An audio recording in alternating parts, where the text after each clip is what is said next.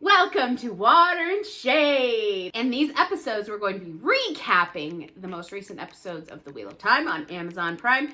We will be giving it G, which means it's A+ number 1, or TOE, which means it owes us big time.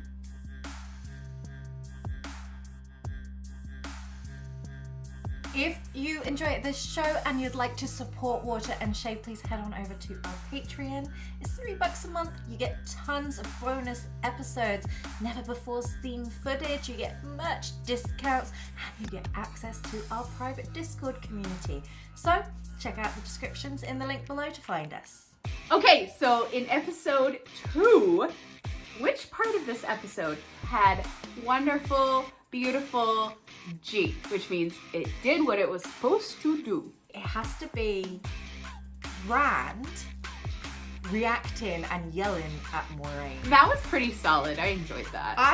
Because here's my work for this. Here's my reason why, and it is literally because I know everyone's like, oh, Rand's such a sweet farm kid at first, and then later on he kind of becomes this character.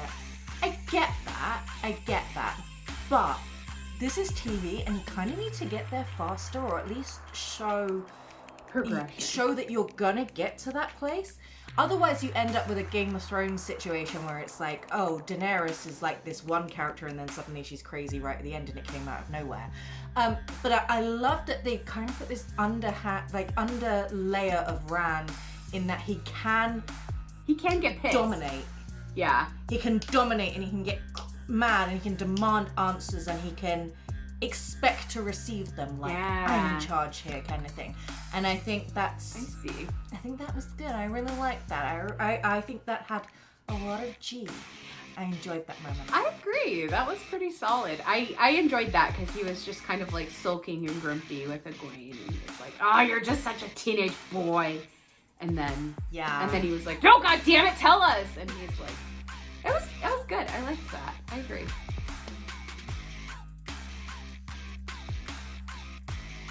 There's one segment that is very much straddling the line between G and TOE, and that is the White Cloaks.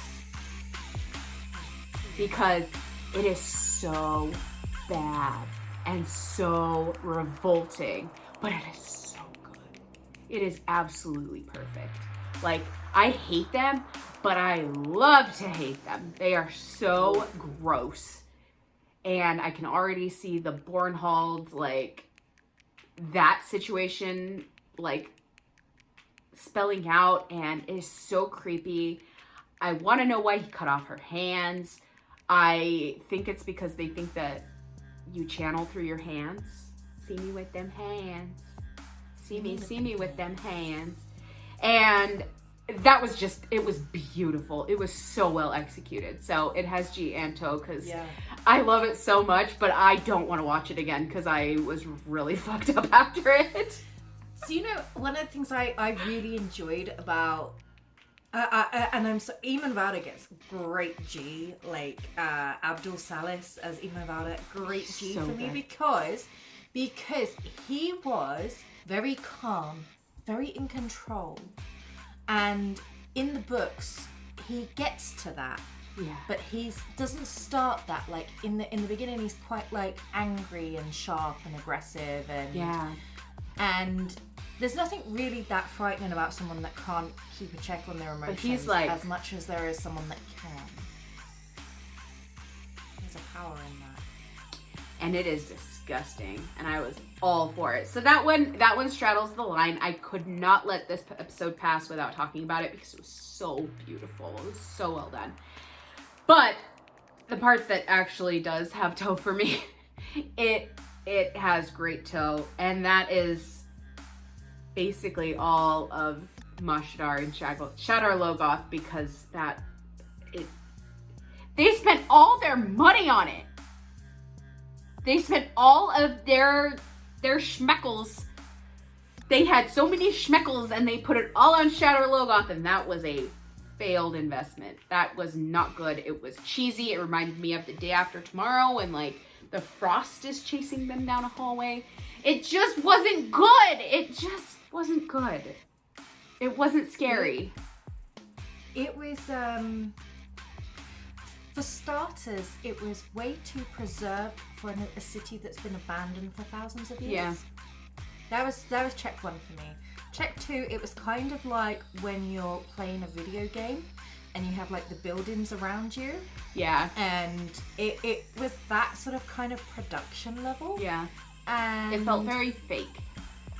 Yeah, it did. And it was really disappointing. Yeah. And the reason I feel like it has so much toe is because they made such a big deal about how awesome SHADIHOES was going to be. Yeah.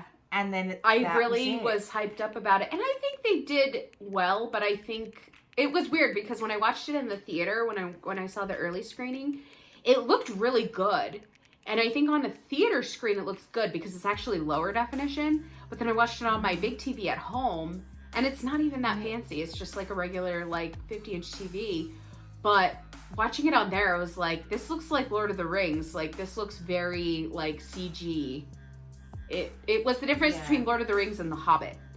And I was like, this was a lot of money. And you kind of blew it. And you shot your wad. And it just ended very... Well, that's not to say it ended disappointingly. Nynaeve showing up at the very end was great because it was like, show me where my friends are. I thought it ended absolutely fine. I have no problem with the way that went down. It was too fast. It was too there wasn't the menacing aspect. It was just like there's this bunch of buildings. Okay, sure, and then suddenly we're being chased down a hallway and we got to jump out of the city. We weren't given the opportunity to feel frightened. Yeah, and the timing was bad. The Trollocs being forced to go in there and them being so afraid of it was actually really important to building that tension. Yeah, and they didn't. And the fact that they didn't do that, other than to say, "Oh, the Trollocs won't go in there." Yeah, it's like okay, but you're telling me the Trollocs won't go in there. You're not showing me. Yeah. Yes, I agree. Yeah. And that was it for me right there. And then they get out, and it all just like sucks back in through that grate, and it was like, okay, so finally it's not here, and then it just suddenly isn't a thing anymore. And I didn't like that they killed the horse. I know it's not Bella because they wouldn't kill Bella, and the other horses got away. I saw them get away. I made sure they got away. No, but and you know what though? This is what confused me. They went away and Mashadar was all there. And then when Lan and Moraine came out, their horses were right there. Well, their horses would have been eaten by Mashadar. No, they ran away right before it came. Like it kind of they were out.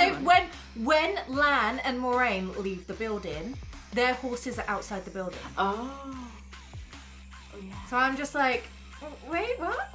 That really annoyed me as well. I was like, come on, yeah, bro. That's a little continuity issue. I gotta watch it again. Yeah. Maybe I'll watch it again and it'll make sense.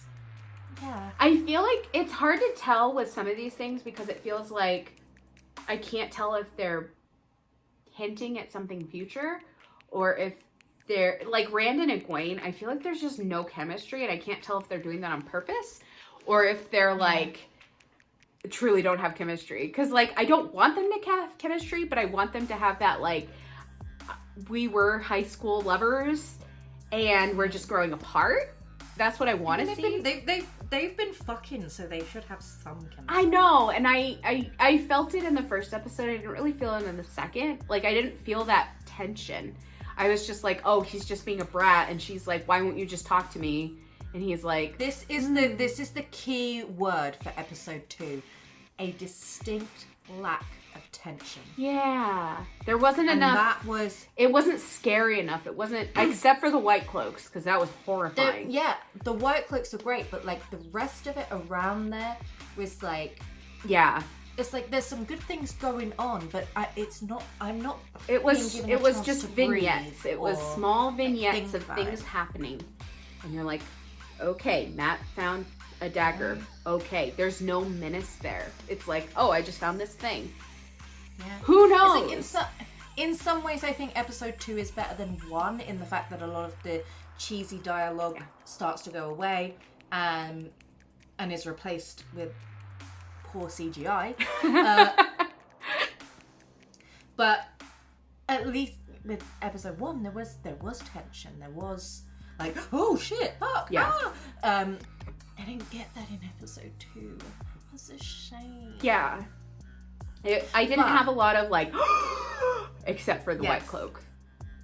But having said that, episode 3 is what we're going to talk about in our next episode, and that definitely took me to the place I wanted to go. So, Okay, so last question is, we know that Mashadar was not as scary as it should have been, but let's open this up to the full Wheel of Time pantheon. Who would you want Mashadar to eat? That we've seen so far. Not anybody in the future from the books, just people that we've seen so far in the show, because this is geared for show people. up to episode 2. Up to episode 2. Who have you met that you want to throw into Mashadar? That's the weird black stuff that was eating them in the creepy, dirty city. Actually, Matt's parents. Oh, those guys. yeah. Throw They them need in to. there. They need to get in the Mashadar. Yeah. Now. Yes. Kick them in there. Kick them in there. I'll agree with you there. Matt's parents, they suck. They're terrible. Throw them in. Okay. Does this episode hold G or toe with you? I think for me, it has a bit of toe. I think so too. I think it had the potential, but it did not follow through. I had some blue balls from this episode. It did not get me there. It is not yet Guy Shine. It put in a stellar performance, but I was not quite there. Yes. We'll go and talk about episode 3 now, so go check out that next episode. And if you enjoyed this show, check out our reactions to our episodes as we're watching them. And join our watch parties when we watch The Wheel of Time in a watch party on Saturdays. With wine at 2 p.m. Mountain Standard Time or 9 p.m. GMT. Do the math. So until next time, may you always find water and Shay. wine and shade. Oh, there's wine?